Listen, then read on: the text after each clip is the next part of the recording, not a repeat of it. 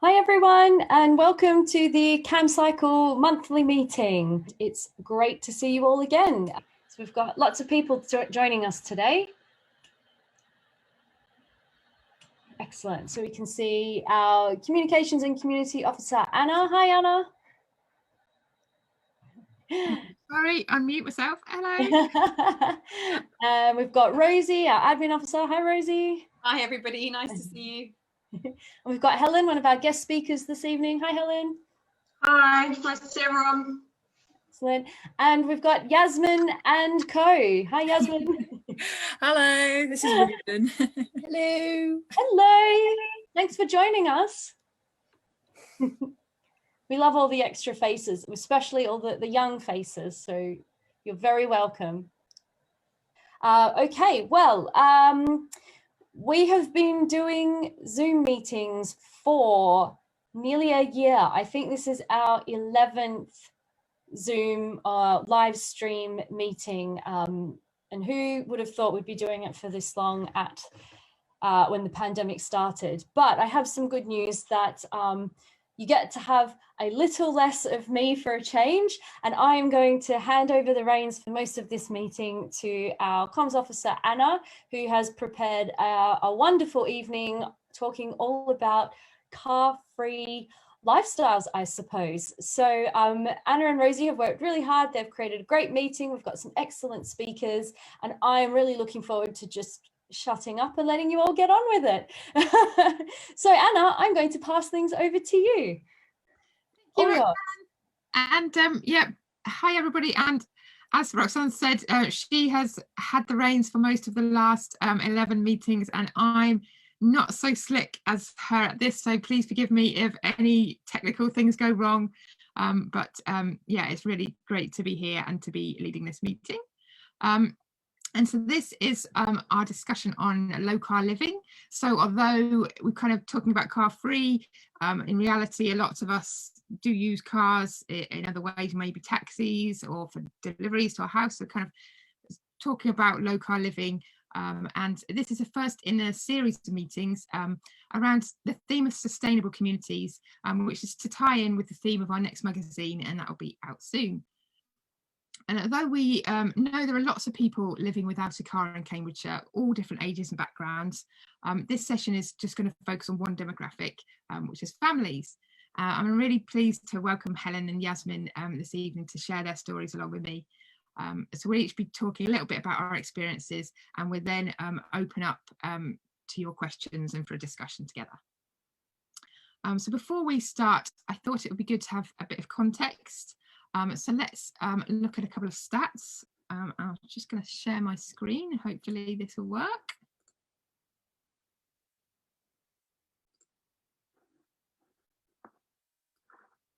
Can we see that okay? Getting some nods. Okay, so firstly, how many families live without a car? So in Cambridgeshire, it's 8.7%, which is over 6,000 households altogether. In Cambridge City, the percentage is over double that. And in terms of lone parent families, it's over 4 in 10 that don't own a motor vehicle. And as I've said, we're focusing on families this evening, but it's also interesting to look at trends from another demographic. So there's a bit of a national trend, of young people driving less. So as you can see from the figures, the number of under 30s who don't hold a driving license is decreasing. And young people are also generally making fewer journeys by car, and in fact, fewer journeys altogether. So when local authorities are making decisions that might prioritise driving or perhaps embed car dependency in new developments, for example, we need to think about which groups that might be serving and who might be being disadvantaged or inconvenienced or perhaps even put at danger by some of those decisions. So now I'll move on to the sort of personal stories and I'll talk a bit about my experience. So this is my family of 5, and this is how we usually get around. This was taken a couple of years ago by one of our lovely Camcycle volunteers. Thank you, Q. And note that in pictures like this, there always seems to be one of my children who has pushed their helmet back to a kind of non-recommended position. So ignore that. Don't send me comments about that. I can, yeah, that always seems to happen. And I've lived without a car pretty much all my adult life. So I thought it'd be useful to take a bit of a look back at that journey and how that came about. So in childhood cycling was about independence and joy. And I've put it that way round because actually when I started cycling, I wasn't that great. I wasn't very confident. And it was only when I went to this school on the top right and I did my cycling proficiency. And then in the summer holidays, this road was a no-through road, and so we kind of hung out on the street with our bikes and our skateboards and scooters and skipping ropes and stuff, and I built up my confidence. And then we moved house quite a lot as a child, and some places I cycled more than others, but it was when I was 16 we moved to Oxford, and there's a picture in the bottom left, which isn't me, but it just shows that Oxford is a place much like Cambridge really, which has a strong cycling culture. It's very normal to cycle for everyday transport, and so my mum started cycling more and my dad started cycling more, both for work, and I started cycling more, and I really kind of relished the growing independence away from my parents, and also saving time and money on buses, and then I started cycling to school along this lovely dual carriageway, the A40, in the shared use path on the left. But I kind of enjoyed that, and so I cycled to every one of my A levels and arrived like really kind of buzzing after the exercise. And that's kind of one thing that I'd really like to sort of decision makers to realize that is, you know, such a precious gift, to be able to give, enable children to have that active travel in their life, an active travel journey to school, kind of really help their learning and keep them active. So that's one thing. And the other thing I'd like to kind of insight from this to give to decision makers is really, so I lived in a very cycling culture city, and then I commute, or I cycle to school 3 or 4 miles outside, and that's perfectly normal. But although there are lots of villages around the village where I went to school, it was quite different for a lot of my friends. So they'd kind of come from a culture where you got the bus to school, and then you quickly learned to drive, and then started driving yourself to school. And I can kind of see that pattern in some places around Cambridge as well. So for example, I know several children who cycled to Impington Village College from Cambridge, the city of Cambridge, and you know, somewhere like Milton, a lot of the children from Milton are actually bused to the school. And wouldn't it be amazing if we had better links between villages so that children from rural areas could also cycle to school, so that, you know, the active travel link between Milton and Histon was really good. And, you know, maybe there's a bike buddy scheme or something, but really so that we could give our children in our county that gift of independence and healthy living, and just help their learning as well through having that exercise at the start and end of each day. So then onto the next stage of life, which is kind of university, in my 20s, and I cycled at this point, or I didn't have a car at this point, because cycling was free and it was easy. I enjoyed it, and I met somebody else who did too, and moved to live with him in Cambridge, which was another lovely place to cycle. And we didn't have that much money. We were always saving for things, saving to go traveling, saving for a house. So we were quite happy not to have the cost and responsibility of a car. And then the place I was working, the business moved out to a village of Swaffham Bulbeck, and my boss at the time said, "Oh, well, you won't be able to cycle out here though." And well, that's a bit of, I was like a bit of a challenge. I thought, oh, you know, let's give it a go. And so I started cycling a 16-mile round trip to Swaffham Bulbeck every day for work, and I really enjoyed that. And I wrote about it in 2010 for the Camcycle newsletter. And that was when I'd recently changed jobs to one within the city, which was just 4 miles there, about 8-mile round trip. And I was comparing kind of the rural and urban journeys. And the two things really to draw out from that, I mean, it was interesting reading this article again. And so on the positive side, one thing I liked about my rural commute was the speed. And I really, you know, that was kind of real incentive to keep cycling, because it was quite quick. It was good in comparison with the bus. And I think, you know, if it had been a kind of windy leisure route, which had been around the houses and lots of stopping at junctions, I think that would have really kind of dented my motivation to do that. And then the second thing, what I didn't like about cycling in the rural areas is, you know, I sometimes would work quite late. So, you know, kind of 10 o'clock on a dark winter night, I didn't really feel particularly safe cycling home. And I was lucky at that time, there was a bus that came back to Cambridge about 10:30, which was perfect. But now that bus service has been completely stripped back, and that there isn't a bus at that time. And I do think now, you know, to go for a similar job, I think, yeah, I can see that I might end up buying a car. So we really need to kind of look at cycling and public transport, how they complement each other and support each other. I think it's really important to have both in most cases. And this is the next stage of life, onto having a family. And again, kind of people said, oh, you must get a car when you have a family. And we kind of thought, let's try it and see how it goes. And we've enjoyed it. We kind of mainly used bike seats and trailers. And then we're kind of experimenting with trailer bikes. And also we tried to encourage our children to cycle independently as soon as they can. But as soon as you have children, it kind of, and especially when they are cycling themselves, it kind of opens up your eyes to urban design and sort of how cars are prioritized. And so this picture in the bottom left is my daughter, age 7, trying to get to cricket in Histon when the busway was closed and having to cross this fast slip road onto the A14. And then the picture in the bottom right is lockdown, the first lockdown last year, and kind of cycling along St Andrew Street and just thinking, wow, like this is amazing, you know, the amount of roads that were opened up to my family, and really kind of how we deal with motor traffic and how that's controlled really is a case of whether roads are open or closed to children and those that might be a bit more vulnerable cycling or less confident. And the second thing really I've learned from having a family and living without a car is when we had children, we really kind of got to know our local neighbourhoods. So we would go to kind of local groups and playgrounds and things.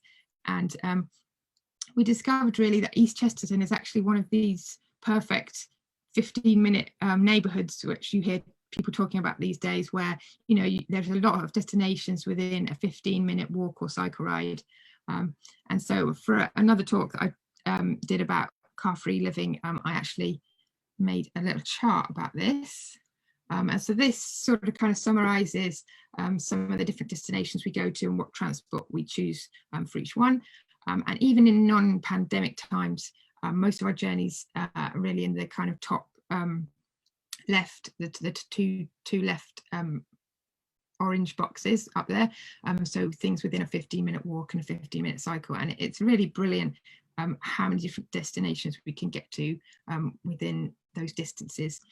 So that's another thing I would say to decision makers. We need more of this. We need more of this in existing communities, and particularly when building new communities, we need to think about that and establish that from very early on. And then my final slide, be amazed at what you can do. This is a quote from Kevin Sampson, who was the pedaling painter who featured in Camcycle magazine last year.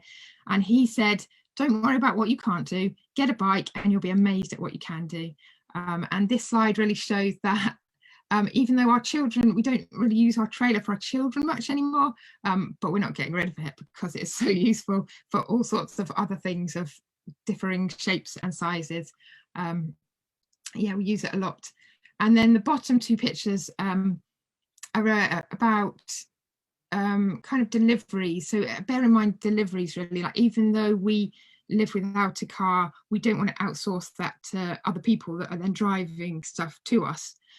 So we don't have grocery delivered. We try to shop for all our own groceries. We try to minimize online ordering, and if we do order things online, we try not to go for the like next day delivery choices, which might mean less efficient kind of logistics to more cars and vans on residential roads. And we also try to support bike businesses, so businesses that deliver by bike. And so this picture in the bottom right is Foodstuff, and they are a new company. They started up last year, and they deliver from local independent restaurants and cafes, and yeah, they're brilliant, living wage and delivering by bike and supporting local business. So it's perfect. We've supported them a lot over lockdown, and so that is my final thing I'd like to say to decision makers. Really, let's, you know, there's so much that can be done with cargo bikes in terms of deliveries, so let's get these trials up and running, the kind of try before you buy things for local businesses, the cargo bike logistic hub trials, and let's really kind of make the most of that and speed up that shift to zero carbon deliveries as soon as we can. So now if I stop sharing that, we should be back to everyone else, and next on the list to talk about a bit more, touch on some of the rural cycling things, some of the things I've mentioned, but with more experience herself, is Yasmin. So she's going to talk a bit about her experiences living without a car. Over to you, Yasmin. Hello, thanks for that, Anna. Right, I'm going to try sharing my screen. Here we go. Share screen, share. Okay, can you see a photo? Ooh, so there should be a photo of all 5 of us on our big bikes. Got that? Great. Yep. So I'm Yasmin. We're a family quite similar to Anna, actually, 2 adults and 3 children. And the 3 children are aged 14, 12 and 9. And the one poking his head in is the 9-year-old. We live in Sawston. We're just 7 miles south of Cambridge. So we sold our car at the beginning of March 2020, which was, we had no idea what was coming then. But the car was falling into disrepair because we hadn't used it enough. So we decided to sell it and just see what happened. Not expecting global pandemic. So this photo is us in Belgium. We're not a car-free family so much as a family who are unusually enthusiastic about cycling and public transport. And as a few of you know, we like to do cycle touring as our family on our big bikes. Stop it, you're distracting me. This is what we had planned for 2020. We were going to get the ferry over to the Hook of Holland and then get trains to Maastricht. We were going to cycle to Liège and cycle on into Luxembourg, then up to Aachen, before gradually making our way back to Hook of Holland. And instead we cycled to Sudbury. Here's us in front of a windmill. So plans are all changing. We really love getting about on our bikes, but we do also love travelling by train, mainly because we're completely useless at travelling by car. In the car, we find that after about 30 minutes, someone is screeching. After about 40 minutes, someone's hitting someone, and longer than an hour, and usually someone's been sick. Car travel is just terrible for us. Trains are much better, and we really enjoy the journey. Even the times that thunderstorms have closed lines and there's flooding and there's no seats, and we've arrived at Manchester at 2 AM and the trams are finished. We love the trains, don't we? Yeah. For us, being car-free, it's not like being on a sugar-free diet. It's not about what we do without, it's what we do. We don't stare out of the window thinking, what would we do today if only we had a car? We do get out to different locations, and they're just not conventional ones with car parks. So here we've been to Chisel Windmill. For us, we find that our world is probably smaller, but it's more detailed. We don't do without a car. We now choose to use one when it's necessary. It started for us when I read the book Energy Glut by Ian Roberts. That picture of the book makes it look like a diet book, but it isn't really. It really presents a compelling case that we should do all our food shopping by foot or cycle for the health of the planet and for ourselves. When I read this book, I was pregnant with the 3rd child. And I remember this commitment to doing all of our food shopping by foot or cycle being really daunting. But actually for us, it's made our lives loads simpler, and I wish we'd done it years previously. Before the pandemic, we thought absolutely nothing of going to Co-op 3 times in one day. I don't need a huge kitchen because I cunningly store most of our food at Co-op and at our lovely greengrocer. I enjoyed reading about 15-minute city recently, but that's how we've lived for years in our village. There's a picture of me here with the kids' old trailer, which once a month or so I'll trundle into the village and get a sack of potatoes, a sack of onions and the big pack of loo roll. But other than that, we do all of our shopping pretty well on Sawston High Street, carrying things on our backs or in panniers. For us on Sawston High Street, we've got a fantastic greengrocer, a pretty average Co-op, a refills shop, Boots, post office, a butcher's, 2 bakeries, a DIY shop, several charity shops, barbers and cafes, and apparently there are hairdressers and beauty salons as well. And for us, that's everything that we need. The only thing that's missing for me is an ethnic or a world food shop. And I usually cycle into Mill Road once a month to go to Alamein for lentils and family-sized packs of spices. Here's a photo of the 3 kids when they were quite a bit younger. Yeah, I think you're only a few weeks old there. So having lived in a 15-minute village all our lives means that we can walk everywhere. And when the children were little, it meant loading everyone into the old-fashioned Silver Cross pram. We have had stages of life where we did need a car. I had a phase where there was a long stretch of lots of appointments for one of the children. I had lots of work as a freelance musician, and we often went up to visit my parents in Norfolk. Then gradually gigs dropped off hugely, and we found ways of using the train more when visiting my parents. I've now worked out how to transport my steel pans, which is my instrument, in the children's old bike trailer, and I can walk to band practice and village-based gigs. Our village in Sawston, we've got 2 primary schools, a secondary school, and we've got all the clubs and joy that go with those, all here in the village. My partner's our main earner, and he's never needed or wanted to go to work by car. Once we made it policy to do all our food shopping by foot or cycle, other uses of the car started to fall away. The car got gradually less and less reliable. Eventually, the children would cheer if it started first time. And gradually, we just found that we didn't really need a car. But we started to see ourselves within history a bit more. Families haven't always had a car. Households that don't always have a car now, as Anna's already pointed out.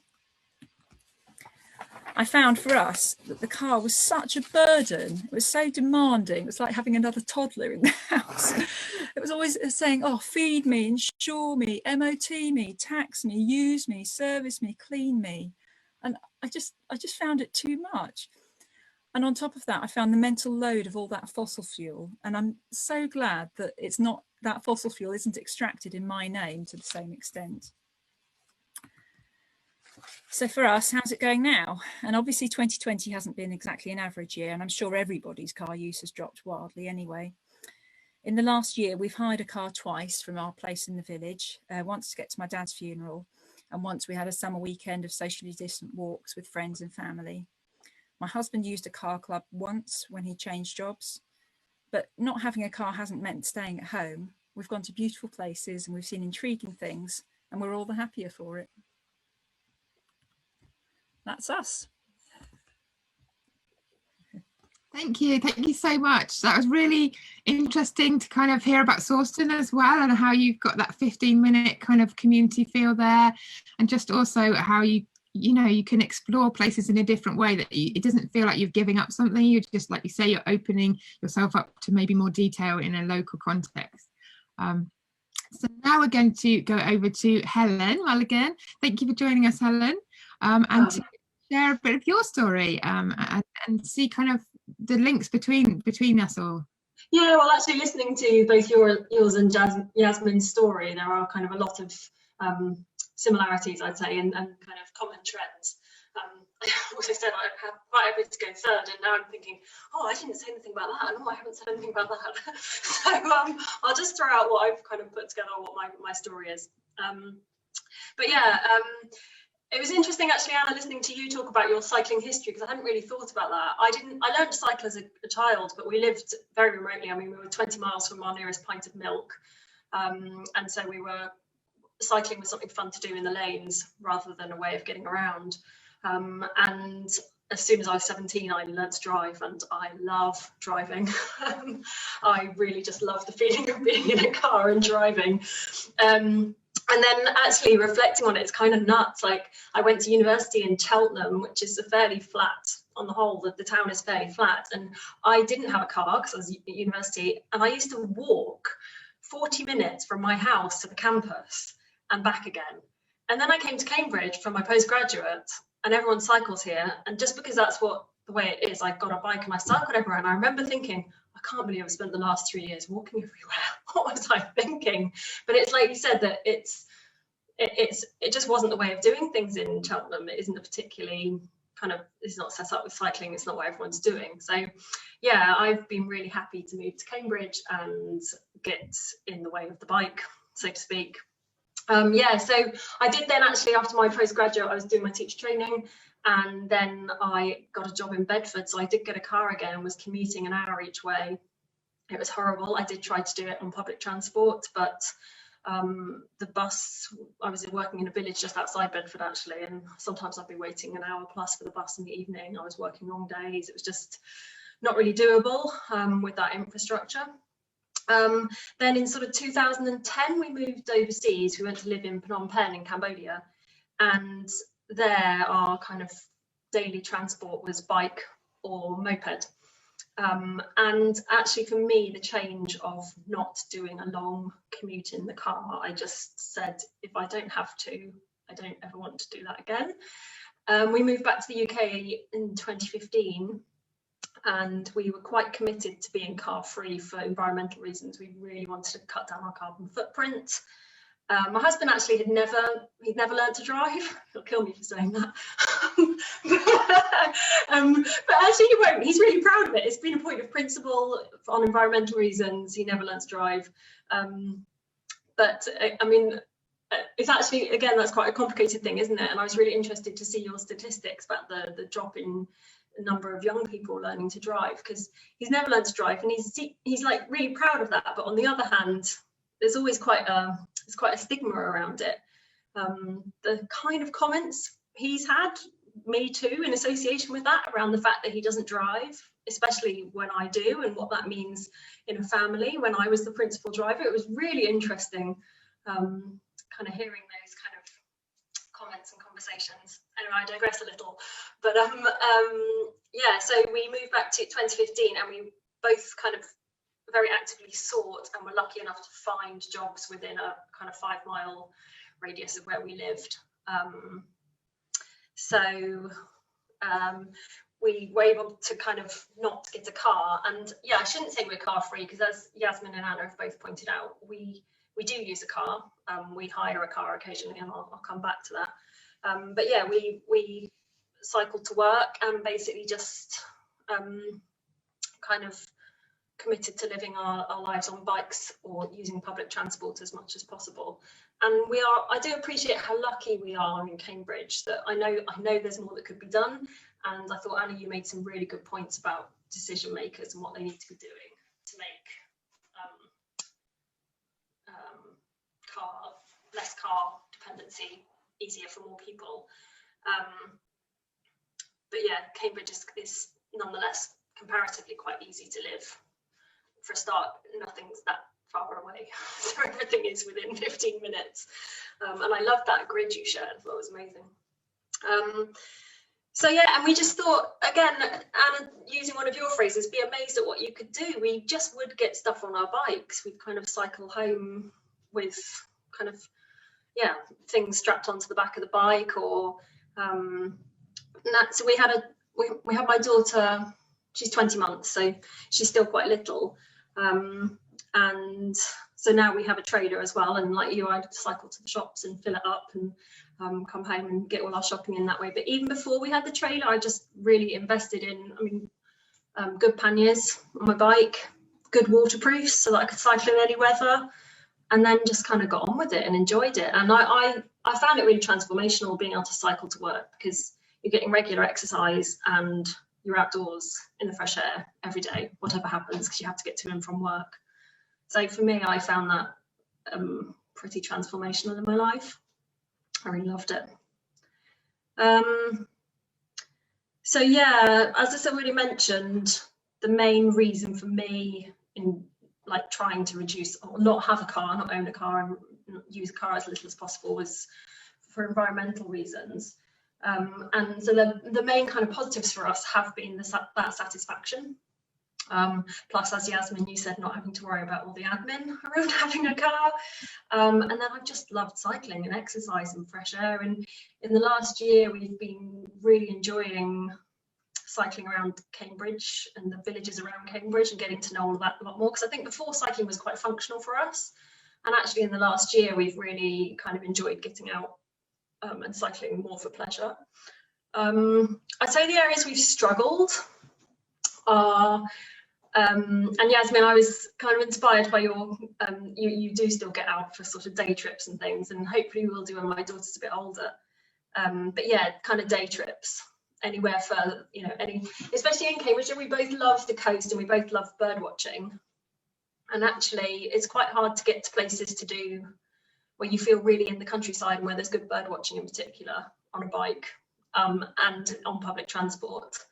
So we do as much as we can on train and buses, but sometimes that's really difficult. So I'd say in a typical year, we hire a car, probably not in the last year, that's what a typical year, we hire a car maybe 3 or 4 times, maybe once or twice to go to Suffolk for a weekend and do some bird watching, and then to go and either down to Wales, which is kind of where half of my heart lives.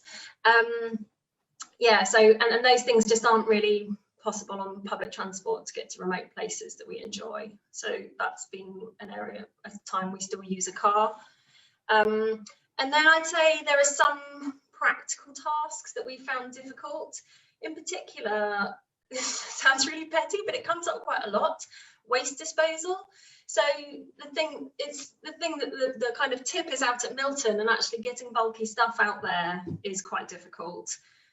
Or like, it's doable, but it really annoys me, like electrical waste, the nearest, there's nowhere in the centre of Cambridge where you can dispose of electrical waste. You have to go out to Trumpington and things like that. And stuff like that annoys me. If you're in a car, it's a 5-minute journey, but on a bike it's only 20 minutes, but it's just small things like that. And it's more the bulky waste that is a problem. And also we try to buy as much as we possibly can secondhand. So we look for furniture and stuff on Facebook Marketplace or even Emmaus, but often that relies on you being able to pick it up, collect it, and you can't always do that on a bike with furniture in particular. So we found that quite frustrating, you know, and it creates a bit of a conflict in kind of how we're trying to live. So that's been quite frustrating. And then the other thing for us is seeing family. Our family both live in the southwest, and actually from Cambridge, it's a bit of a pain. Kind of getting into London, crossing London, getting out again. The cost of the trains are ridiculous. It's often way cheaper to hire a car than it is to get a train. So that's a bit frustrating. We do often use the train, but sometimes we get a car for that. And I'd say if we had a car, if we owned a car, we'd go and see our family more often. I feel bad for saying that. I hope they're not watching. But yeah, those are sort of the big things for me. But yeah, it is a lot you can do. I just share. Oh, I haven't shared my photo either. While I'm just getting my photo to share, I'll also just share a story of when our daughter was probably about, it was last year, we have an allotment, and last year, she was born in June, and about end of June, July, there's a lot of stuff to harvest from the allotment, potatoes and courgettes and everything. And we'd gone to the allotment with her, and when she was about 6 weeks, and we'd gone in the bassinet. I don't have a photo of this, I'm afraid, but we'd gone in the bassinet and we'd picked so much stuff like gladioli and courgettes and potatoes, and we couldn't work out how to get it home. So we sort of turfed her out of the bassinet. I just carried her on my shoulder and put all our produce in the bassinet, and we got some funny looks on the way home. But yeah, just to finish, I'll just quickly share my photo so that you can see.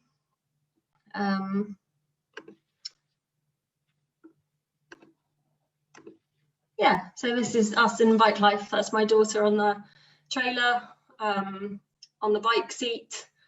Oh, that was another problem actually, when she was little or just learning to walk. If I'd go out with her and the bike, when we'd get somewhere, there wouldn't be an easy way of getting around with her. So I always had to have the sling sort of strapped onto me while we cycled on the bike, which was a bit cumbersome, but it was okay. Yeah, so that's just her in the trailer, our life in the trailer in the bike seat. So yeah, that's us. Great, thank you so much.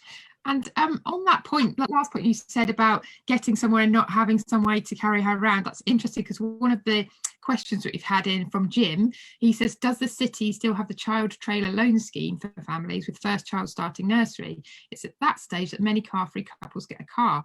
Now, I didn't hear about anything about that. I'm not quite sure if, well, I presume that's not still going on, but there was also a scheme where you can borrow a pushchair, so like the Grand Arcade car park and the Park Street car park, and that was really useful, although I found like that hasn't really been maintained very well, it's not advertised very well, so it was a long time kind of before we discovered that, and we found that really useful, particularly if your child might have fallen asleep or it's their nap time, you can cycle somewhere, then get the pushchair and kind of push them around the shops or wherever you're going to. But I think, yeah, a lot more kind of schemes from local authorities would be really helpful kind of at that stage when people have had their children. For example, I did find, like, when I was pregnant, I found midwives are totally supportive about cycling in pregnancy. A lot of GPs very supportive, but I think there is a bit of that could do with more support kind of after you have your baby, and you know, particularly if there's some great kind of cargo bike companies around the city, but you know, if you can't afford a cargo bike or you're not quite sure, you know, it could be good to have kind of more explanation about the options really when you have a child, different ways to carry them around, and then what you do at the end, or yeah, kind of yeah, I think more information on that would be really useful, and hopefully that's something we can do kind of through our community as well going forward. Do we have any more questions coming in?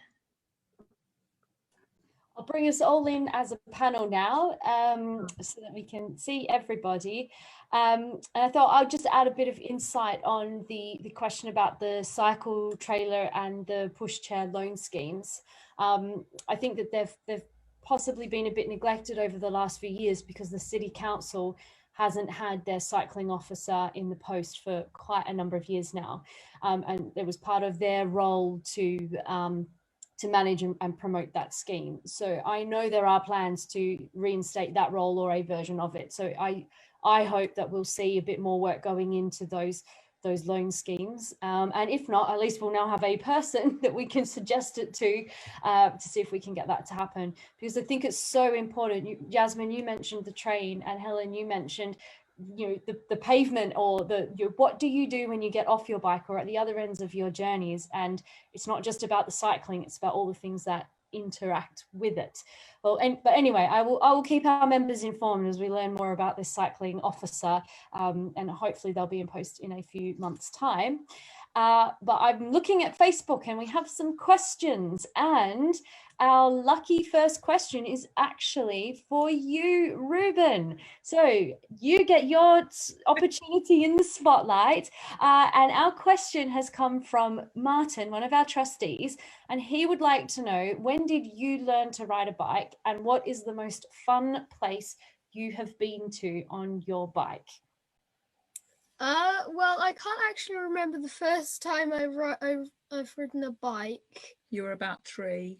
Okay, I was about 3. The most fun place I've been to is probably, I'd say, Abington, Chesterford. No, it wasn't Chesterford, was it? Oh, so Ruben's thinking at the end of the slides I shared, there was a picture that had a lovely blue sky and white clouds. And that was on a route that we've done, which is from Great Abington round to up into the, there's a ridge of hills between Chesterford and Linton. So from Abington up into the hill there and then dropping down into Linton. Yeah. That was your favourite place, was it? Yeah. Okay. Or the windmill in Sudbury. Oh, the windmill in Yes. Sudbury, you like that one? Yeah, that was really nice. Yeah, brilliant. And well, Ruben, you're popular because our next question is for you as well. and it ties in with the question I had for you, because I was wondering how you enjoy those big long holidays that you go on with your family, and I know you get to go on the ferry and so on, but then Alan has a question that goes in with that, which is, when you are cycling on a long ride, what keeps you going? Is it lots of breaks or snacks while you are pedaling, or something else? So how do you keep up the energy and enthusiasm on those long rides? And I'm sure you never complain. And how do you like those big long holidays?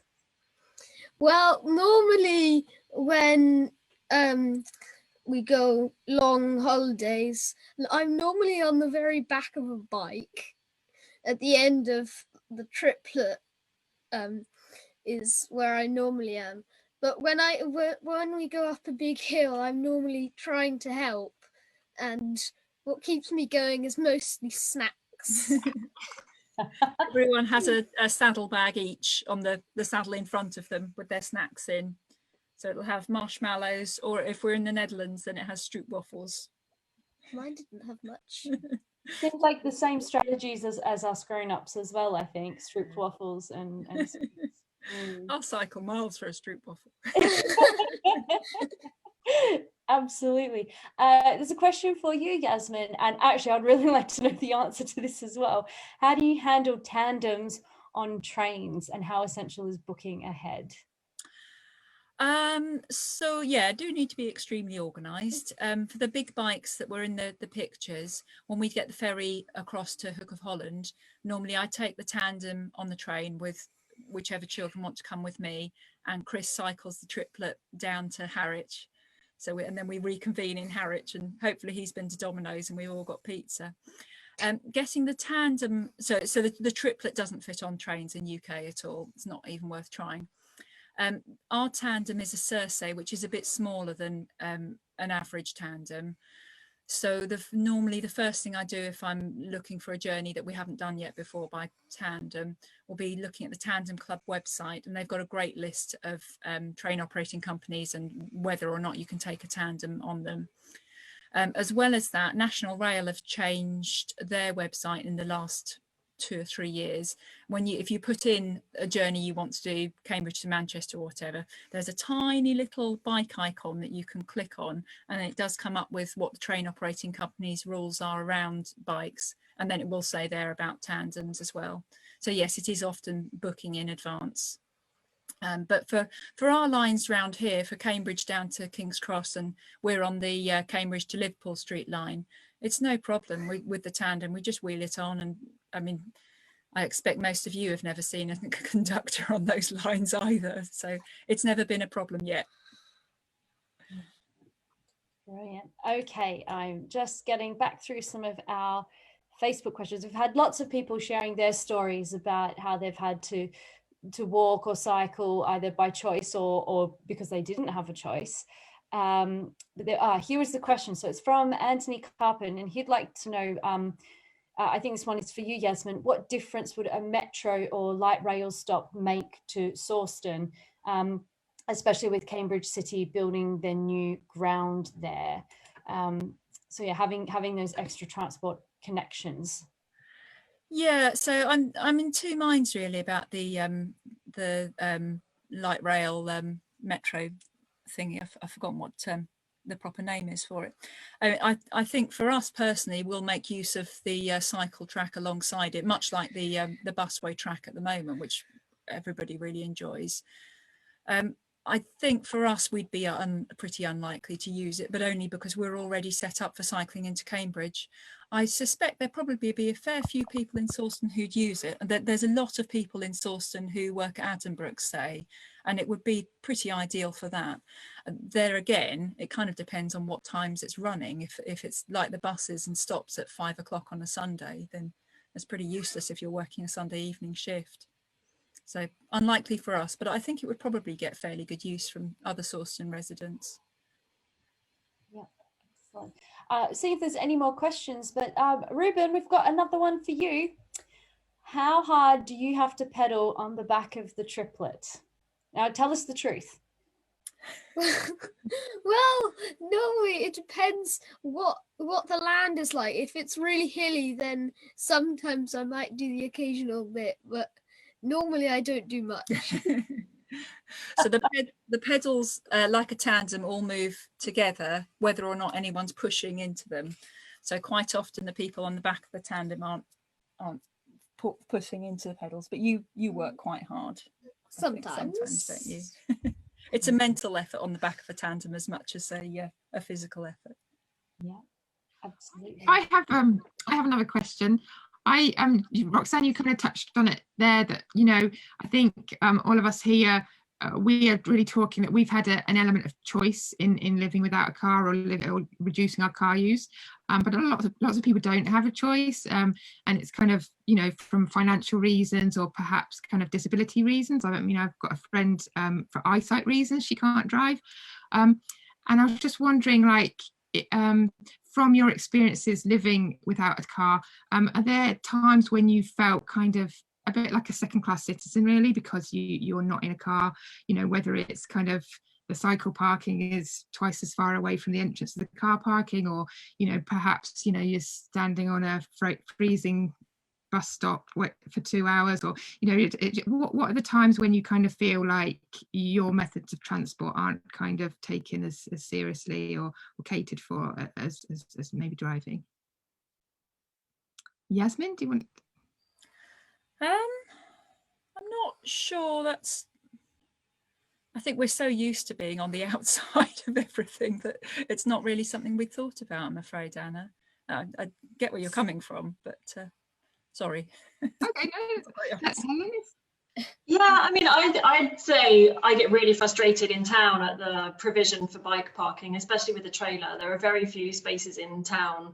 Most of the bike parking in town is packed, and there isn't enough space for a trailer. So I get frustrated at things like that when there are lots of car parks. I just don't think that kind of the balance is quite right there.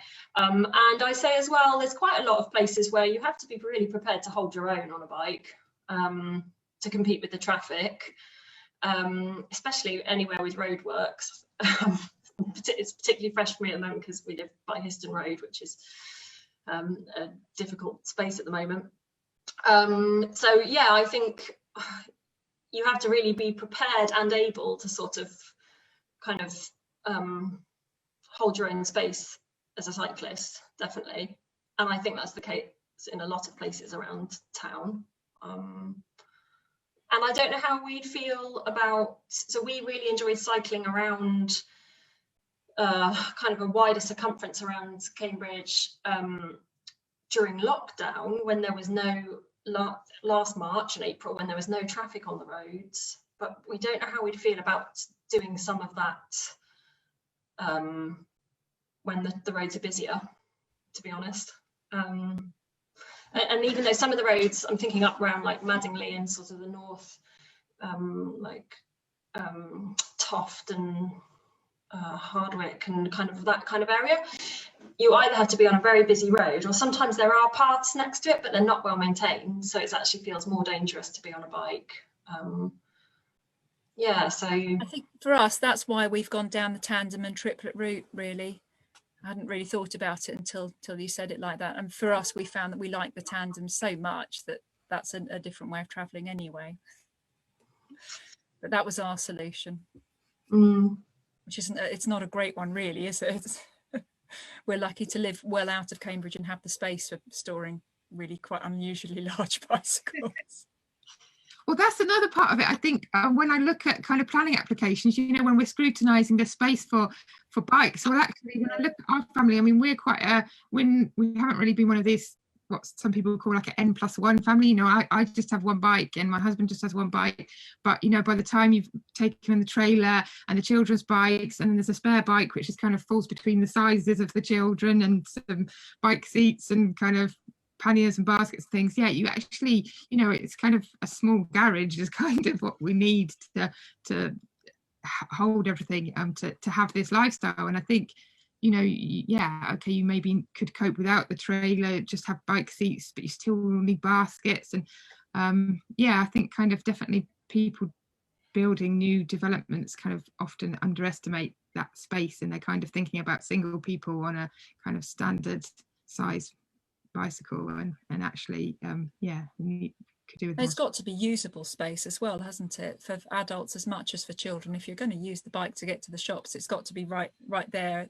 The shed's got to be easy to access from the front door.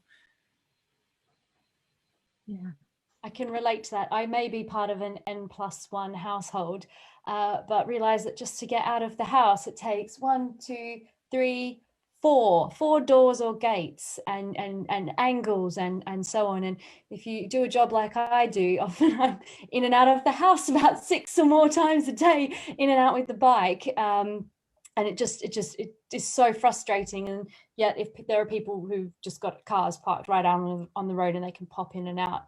And I think we actually have to look at how we even design our houses, because if your bike parking is at the back of the house, then you need access at the back of the house. You can't come back around to the front. And it is something that I'm pushing with developers, and I'd like to see more of this thinking about the users. And I always say, think about the mum who's come home with the kids after school, they're tired, there's a pile of shopping that you've picked up as well, you've got to park the bike, get the kids and the shopping into the house. Have you designed cycle parking that's going to work for that? And then you see them go, oh no, I designed it for myself with my lightweight road bike that I can just lift up on a shelf. That's not going to work. So you've got to think about people with all these extra things in their arms, and how will they function getting in and out. And I just cannot wait for the day where I get to design my own cycle parking. It'll be amazing. So I've got a few more questions coming in. Let me have a look. So we just talked about those cars parked out on the street. So here's another question from Martin. And he's bringing his perspective from Petersfield and saying that cars are often left on the street for weeks on end without being moved. And what do you think the barriers are for people having confidence in car clubs and using taxis or hire cars? From your experience, or from what you're hearing about from other people in your community. Helen, do you want to go? I mean, for us, the biggest thing is cost. Actually, this weekend we were looking at trying to hire a car to shift some household waste. And we'd had this conversation a few weeks ago about, we've chosen to not have a car, and that means that from time to time we can hire a car for things that we really can't do. But then when it came to it, it was going to cost something like £50 for 3 hours to get rid of household waste, and I was just like, I can't do it. I can't do it. We have to find another way.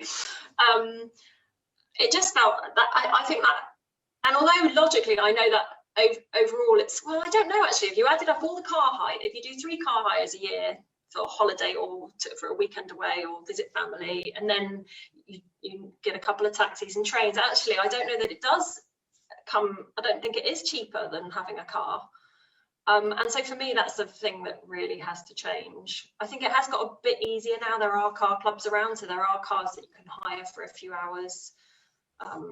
So in terms of ease of access, I mean, it's got a bit easier, but in terms of like physical access, in terms of cost, that still feels quite prohibitive for me. So that's a big thing. I thought someone might ask about costs, so I totted up our costs for our car for 2019, so the last full year we had a car, and it cost us, for the tax and the servicing and all that stuff, it was only just over £1,000, and we spent about £250 on petrol for the whole of 2019. I think it was probably a bit of a quiet year, and 2020 was steaming to be a much more expensive year, which was why we got rid of it. But even still, I think owning a car for us in 2020 would have cost maybe £1,500, possibly £2,000 for having it. That's quite a few times you could hire a car, but I quite agree, Helen, it's not enough. It should be an awful lot more than that. Yeah, because I think when you combine the cost and then the convenience, if you're thinking about trying to get rid of those barriers and trying to encourage people to, because I mean, I love it. There's so much I gain from it that I don't mind about the inconvenience, actually, when it's an inconvenience.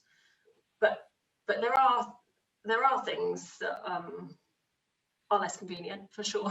Yeah. So. And having the car, it is really, really convenient when it worked in our case anyway. And again, that's another thing that having young children, you suddenly start to find someone will say, oh, well, there's an appointment for you. You'll need to be at Chesterford Medical Centre at 9 o'clock on Wednesday. How do I get there? And for us living in Sawston, getting to somewhere like Chesterford, Chesterton, that's the wrong one. The place on Union Lane, I remember having to go to that medical centre quite a few times when the children are young. Getting public transport to there from Sawston is just a disaster. It'd take about 2 hours to get there, whereas in the car it's 25 minutes. It's a no-brainer for people. I think the sunk cost of, like, once you own a car, there's not actually that much motivation to travel in other ways. You've kind of already paid that, and your petrol does seem cheaper compared to, say, like bus fares, because I mean, certainly, like, once our children got to age 5, I mean, you know, they're 3/4 of the price of an adult fare on the bus, and it's just, yeah, it just feels really expensive. But we've kind of kept a spreadsheet of our car free years and kind of kept track of it, and I think it always is cheaper to live without a car, you know, even with a few hire cars and trains and things. We have found that it would still be cheaper for us not to own a car, but I think, yeah, making car clubs more part of, you know, just having more car clubs and making them more a part of communities would be really helpful. And I think also, like, becoming a parent, we also kind of borrow a lot and buy second hand, and I think you know, because we were using libraries for books and we used a toy library locally, and so my children kind of, you know, they call the car hire place, oh, the car library, you know, we're going to the car library to get our car. And one of the really nice things about that is that you always get a, like, nice new car, and it's not going to break down, and it's just kind of got all little gadgets and stuff.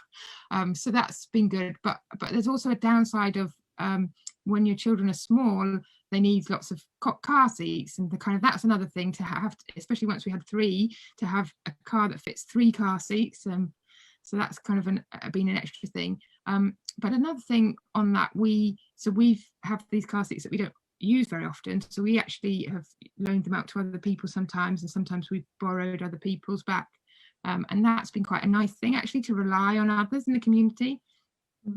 What Helen was saying about taking things to the tip, actually recently somebody on our local Facebook group said, oh, you know, I'm going to the tip, I'm only taking a kettle and something else small, has anybody got anything they'd like to take? And so then he took some of our electrical waste and some other people's other things, and that was like a really nice thing. So I think kind of like strengthening our communities to kind of rely on each other more and share things, and then have these car clubs and things. I think that's a really important part of kind of building these more sustainable. And for us, the community aspect was a really big part of doing all of our shopping by car. And we really felt that, starting out with the policy decision that all of our food shopping was going to be by foot or by cycle, that was where we then started from, building on dropping the car altogether. And for us, doing all of our food shopping within our community is so important. And in some ways it is more expensive, but in lots of ways it really isn't. Our greengrocers cost about the same as Tesco, and the food is way nicer. Co-op's more expensive, but only if you don't factor in the cost of your time. The time it takes me to get from my house to Co-op, do the shopping and come back again, is about the same amount of time as it would take my neighbour to drive to Tesco and park the car. They probably haven't even got into Tesco in the time it's taken me to go and come back again. And then we've got other community aspects living in a village like this, like our bakery that we use is certainly more expensive than going to Tesco, but the guy that runs the bakery also works for the fire service. And I don't know about you, but faced with a choice of who's going to save me from the burning building, I'd rather choose the baker than some faceless Tesco executive, you know. On that point about communities, we've got this option about where we spend our money. Do you want to give your money to some faceless Tesco exec, or do you want to give it to someone who is going to literally save you from a burning building? I'm going to choose the burning building guy every single time. He's a great guy. So we don't, having that aspect of community is a really important part of not having a car, that we are then reliant on all of these little shops within our community. It certainly creates a more local life, doesn't it? I can certainly relate to that, you know, compared to my car having life in Australia. And the thing I love about Cambridge is you can get everywhere on your bike. I can visit all my friends by bike, and we go out together by bike, and we visit local places. And you find you don't have that desire to go so far away when you realize you've got everything locally. Right, I'm going to sort of pump through some of the questions that have all come through. They've all come through quite late, so we're going to do quick answers for some of these. Let me have a look. We've got a question about worrying about cycle theft. And I imagine especially if you've got a triplet and a tandem and trailers, how does that fear of cycle theft, or have you been impacted by cycle theft? How does that influence what you do? So we are very, very careful about where we park the bikes. I'd normally go for, if I'm going into town, then I'd always choose Grand Arcade over anywhere else.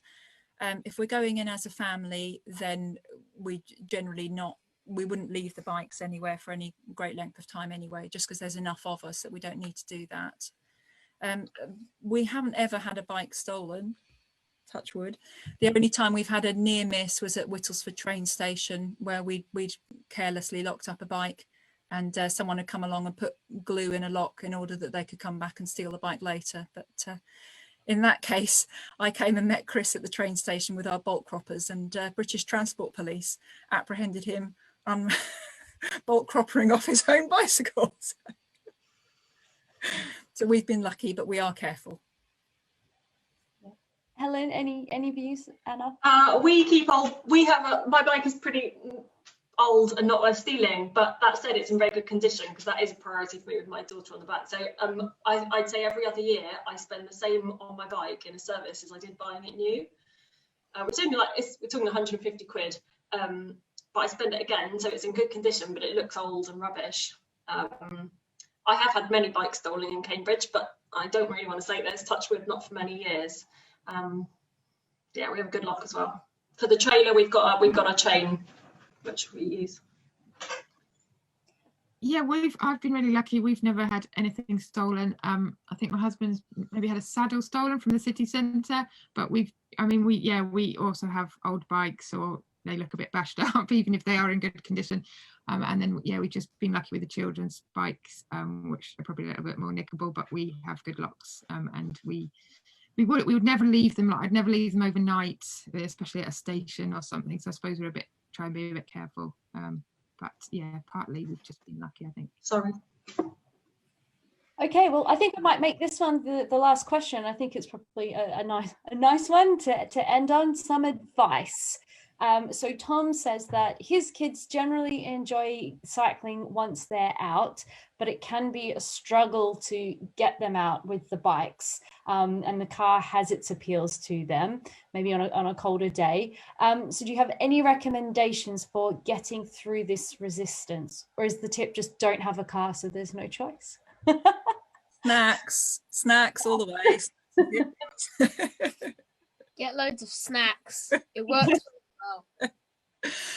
Snacks and really decent clothing.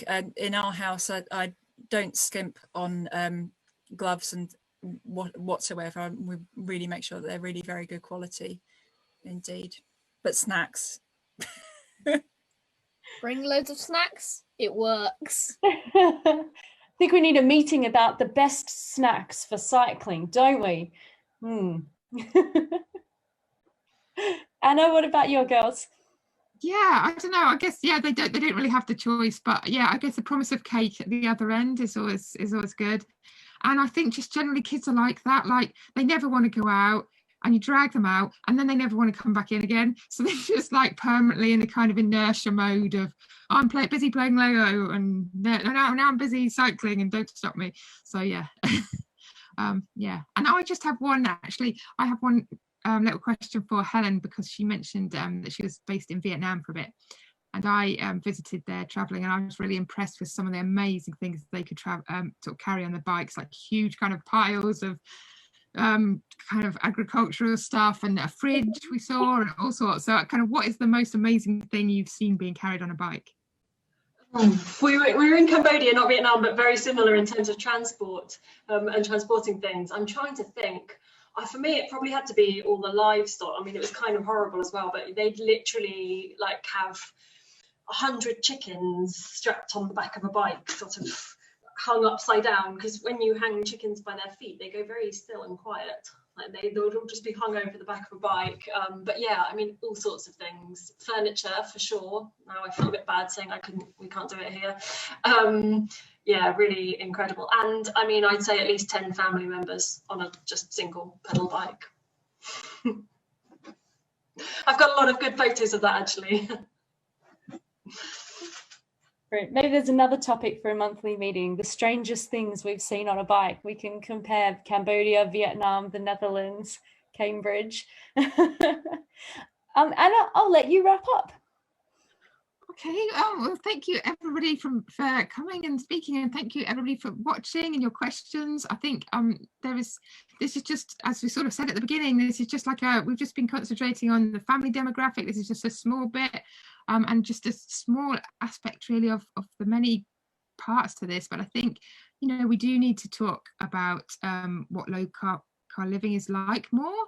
I think I haven't talked so much about it because, you know, sometimes you feel you don't want to kind of, you know, yeah, you don't want to feel like you're preaching to other people, but we do need to talk about this because we need to work out how to build communities where using cars less, you know, we can reduce carbon emissions and make nicer places to live through having less motor traffic. So yeah, thank you everybody for your insights. And if people were watching and you have a question and you didn't think about it, do drop us a line on our email or social media channels. We'll be kind of following up this with an article in our next magazine.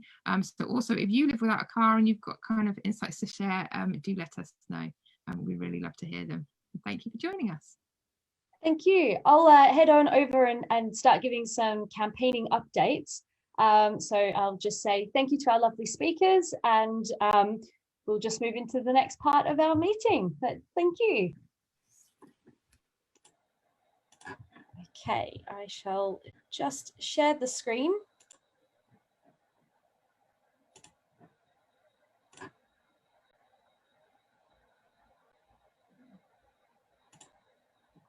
Excellent. And I'll check with our other people. Can we see the screen? Excellent. Okay.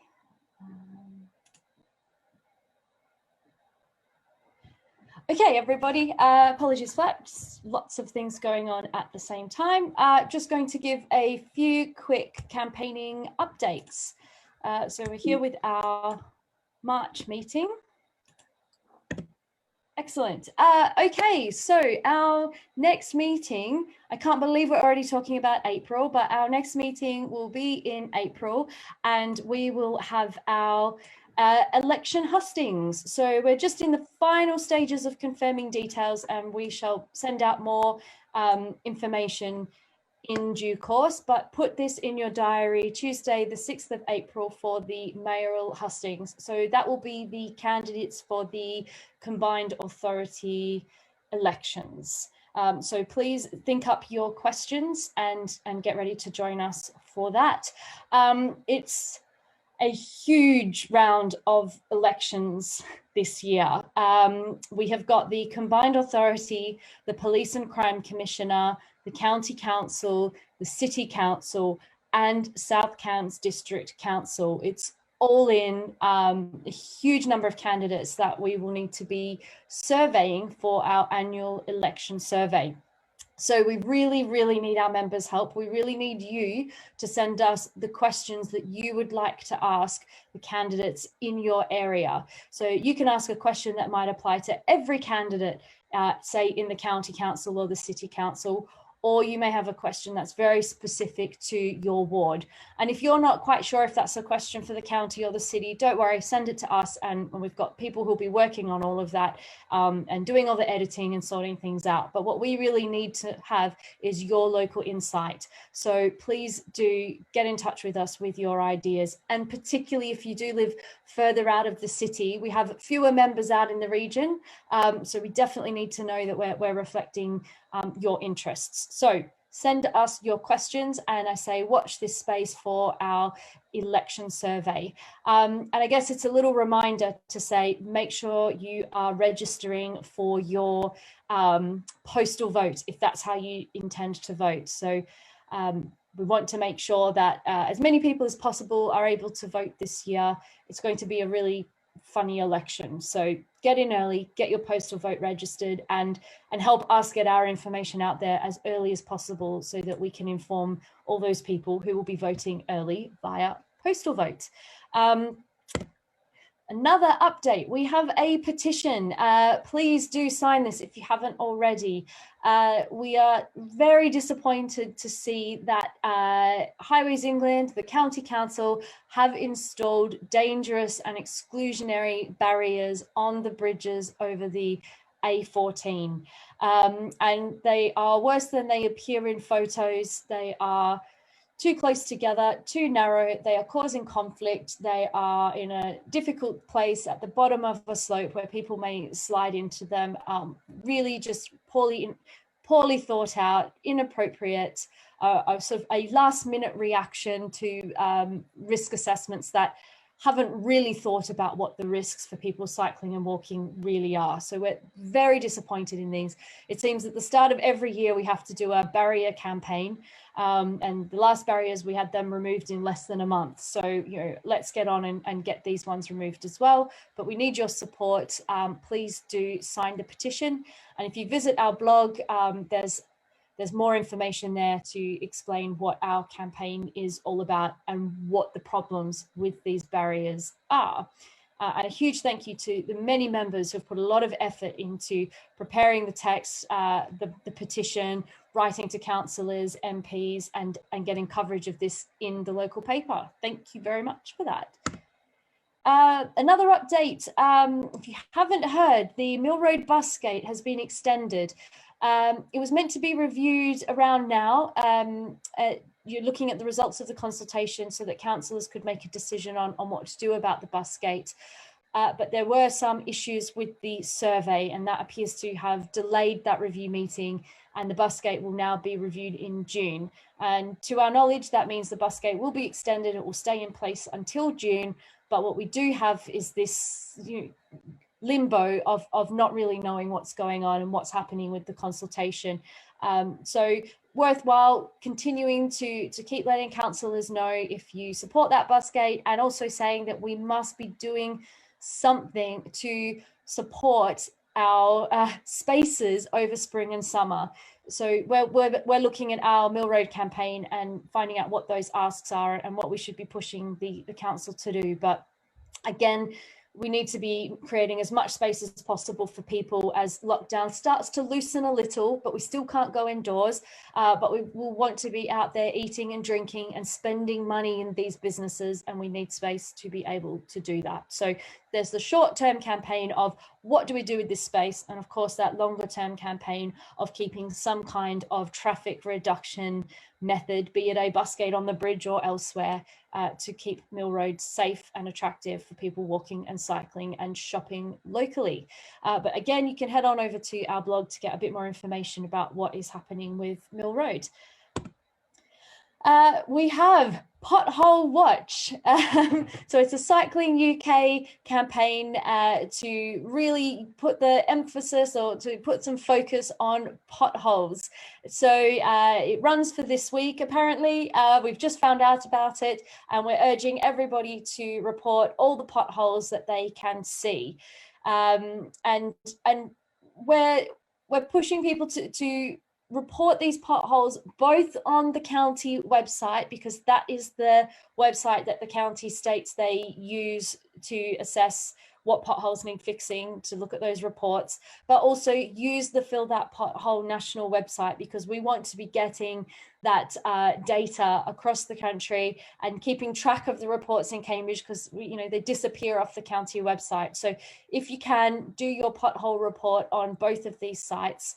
And our discussion on Cyclescape is suggesting that you take a tin of beans with you and put your baked beans in the tin, in the can, in the pothole to show just how deep those potholes are.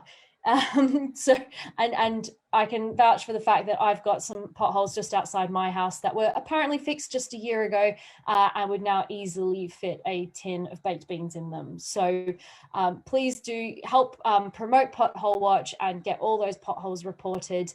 And I do think it's really interesting and important that we report the ones that were fixed by the county councils. I think they call it the Dragon or something like that, but they have this special lorry that goes around and fixes potholes. And my personal concern is that it isn't actually working, and the county just ticks off that they've fixed the pothole, and literally within weeks it's back worse than ever. So we need to be keeping an eye on that and really keeping an eye on the data about pothole repairs. So we could talk all day about potholes, but I shall move on. We have another update for our cycling policies project. Our green spaces and rural routes policy has been approved, and it's not on the website yet, but it should be by the end of this week. So that one is very, I think we'll have a lot of interest in that, and it will be a published draft. So we're still there taking comments from people to help guide that policy. So do take a look when it's published online. And we also have our cargo bikes for business policy, which is very timely as we are encouraging more businesses to get around by cargo bike. So please do check those policies out.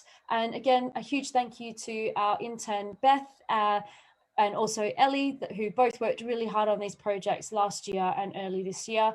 And I suppose I should update that Beth has finished her internship or her policy work with us now and has gone on to a fabulous new job. So congratulations to Beth, and we miss you a lot.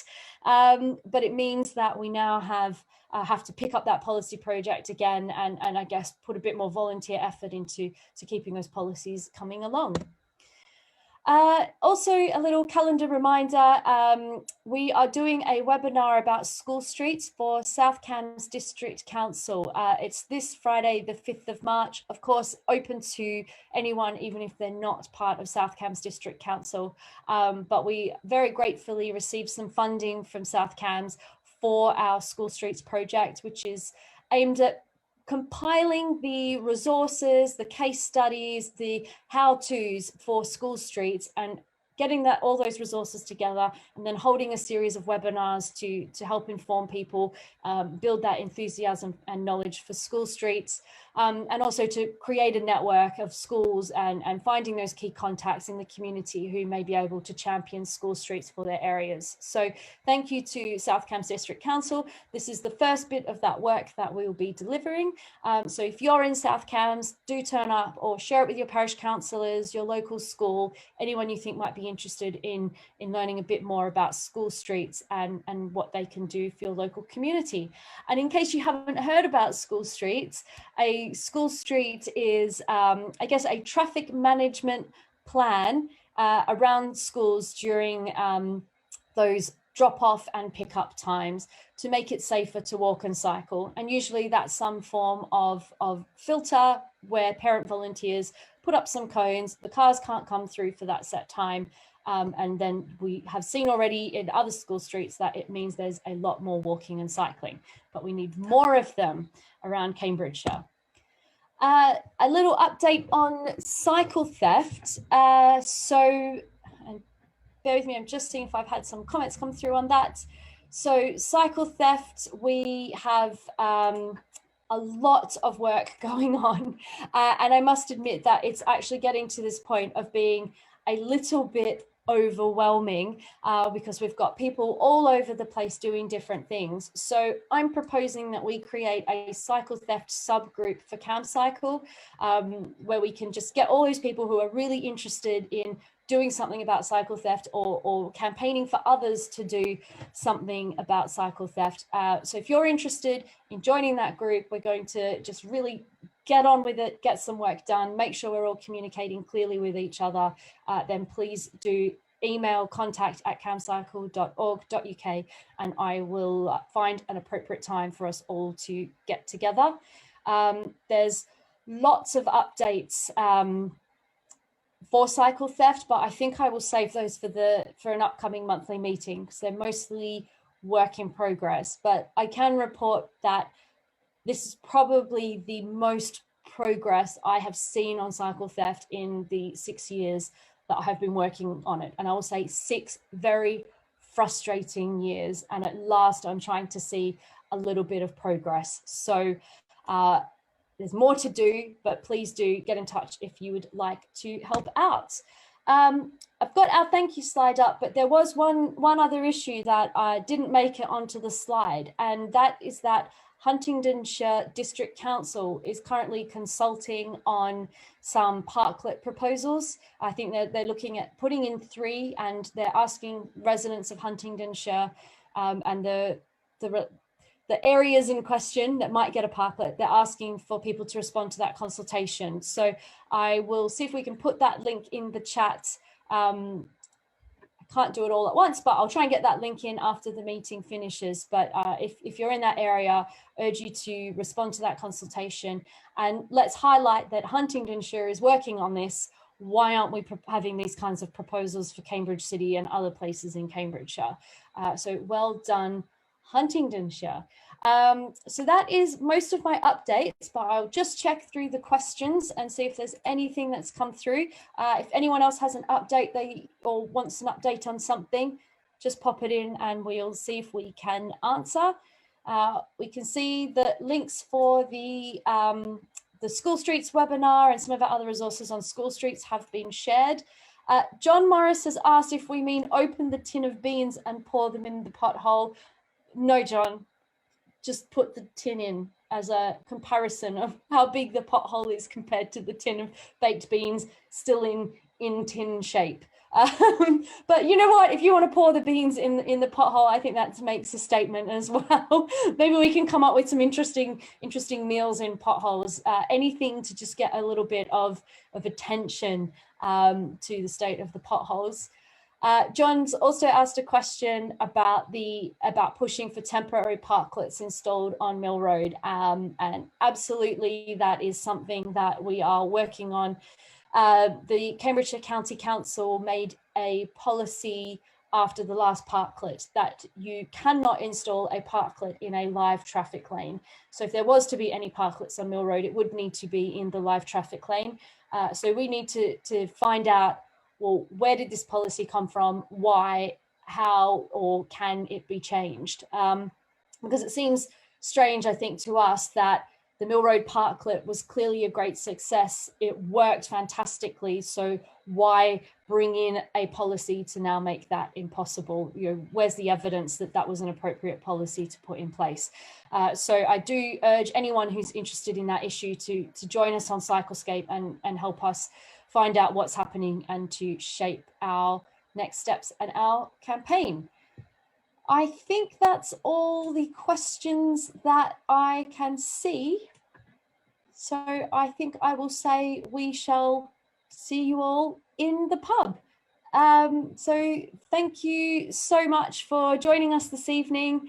And you know, next month, a reminder, it's our hustings. It will be 1 year of Camcycle online, but hopefully we're not too far away from seeing each other in person again. But I'll just say a huge thank you to Anna and Rosie for organising our meeting tonight, and to our wonderful guest speakers, Helen, Yasmin and Ruben, for inspiringly sharing their stories. So thank you very much, everyone, and good night.